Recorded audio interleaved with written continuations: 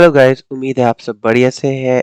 आज मैं बात करूंगा जावास्क्रिप्ट कॉलबैक्स के बारे में, लेकिन उससे पहले जिस किसी ने भी अभी तक मेरा चैनल सब्सक्राइब नहीं किया, प्लीज मेरे चैनल को सब्सक्राइब कर लीजिए, नोटिफिकेशन बेल को प्रेस करना ना भूलिए। चलिए शुरू करते हैं बिना किसी देरी के।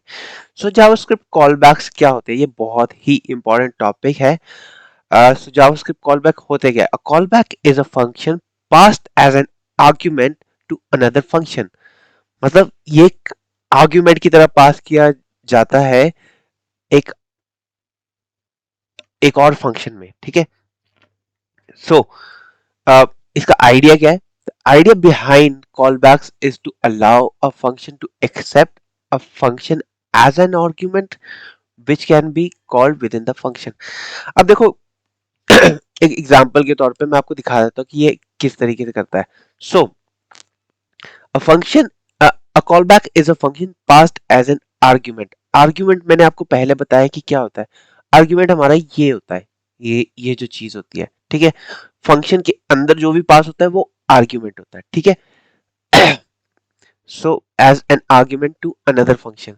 अब देखो यहाँ पे दो फंक्शन डिफाइन किए मैंने। एक फंक्शन डू समथिंग, जो जो एक अलग से काम कर रहा है, ठीक है। और फंक्शन एक माई कॉल बैक, ठीक है। और डू समथिंग को के अंदर हम माई कॉल बैक मतलब वो चीज कॉल करवा रहे हैं। Callback is a function passed as an argument. ये हमारा कॉल बैक है, ठीक है। ये जो कॉल बैक है हमने किसी और फंक्शन के अंदर कॉल करवाया है एज एन आर्ग्यूमेंट, ठीक है। तो ये है हमारा कॉल बैक। अब ये कॉल बैक क्या करेगा? ये कुछ प्रिंट करवा सकता है, कुछ भी, कोई भी फंक्शनैलिटी हम करवा सकते हैं इसके थ्रू, ठीक है। अब हम जब भी जावास्क्रिप्ट लेते हैं तो जावास्क्रिप्ट एक सीक्वेंस में चलती थी। ये हमने जावास्क्रिप्ट कॉलबैक क्यों यूज किया, ठीक है। हम एक फंक्शन मतलब जब भी हम जावास्क्रिप्ट यूज करते थे तो एक फंक्शन सीक्वेंस में चलता था, ठीक है। सो कैसा फंक्शन सीक्वेंस में होता है? जैसे कि हम एक माय माय फर्स्ट, मतलब कोई भी हमने चीज फंक्शन को प्रिंट करवाना है। एक माय फंक्शन फर्स्ट है, अब माय सेकंड है, ठीक है। तो माय फर्स्ट प्रिंट करवाएंगे हम, फिर माय सेकंड प्रिंट करवाएंगे अगर हमें ये दोनों को डिस्प्ले करवाना है, ठीक है। अब सीक्वेंस कंट्रोल क्या होता है कि जब हमें चाहिए होता है कि बैटल कंट्रोल चाहिए होता है कि एग्जीक्यूशन के ऊपर, अगर हमने कुछ भी एग्जीक्यूट करना है तो उसके ऊपर हमें बेटर कंट्रोल चाहिए, तो हम सीक्वेंस कंट्रोल का यूज करते थे। सो सीक्वेंस कंट्रोल में क्या करते थे हम? सो ये माय डिस्प्ले माय डिस्प्लेयर ये क्या कर रहा है कि ये कुछ वैल्यू प्रिंट करवा रहे सम की।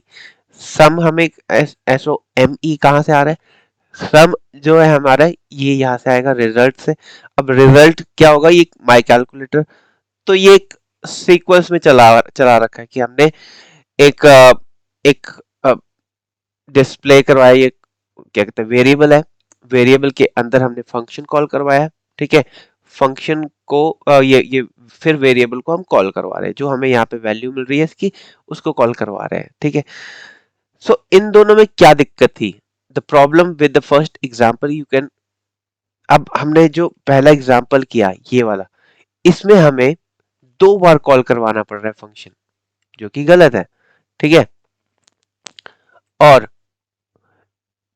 ये देखिए इसको हम इस तरीके से भी लिख सकते थे, फंक्शन इस तरीके से, और हमने ये आर्ग्यूमेंट्स पास किए इसके अंदर, जो भी आर्ग्यूमेंट्स हमें चाहिए, फिर इसको माई कॉल बैक के अंदर हमने कॉल करवाया, ठीक है।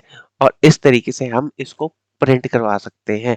सो ये बेसिकली ये हुआ हमारा कॉल बैक फंक्शन। देखो, अब इसके अब ये जो चीज है इसको हम पहले तो हम कैलकुलेशन के अंदर जो भी वैल्यू आएगी, ठीक है। कैलकुलेशन के अंदर जो भी वैल्यू आएगी वो हम यहाँ पे स्टोर कर देंगे, ठीक है। num1 प्लस num2, ठीक है, वो इसके अंदर माई कैलकुलेटर के अंदर स्टोर हो जाएगी। और माई कैलकुलेटर के अंदर जब स्टोर होंगी तो ये माई डिस्प्ले के अंदर ऑटोमेटिकली हम डिस्प्ले करवा सकते हैं, ठीक है।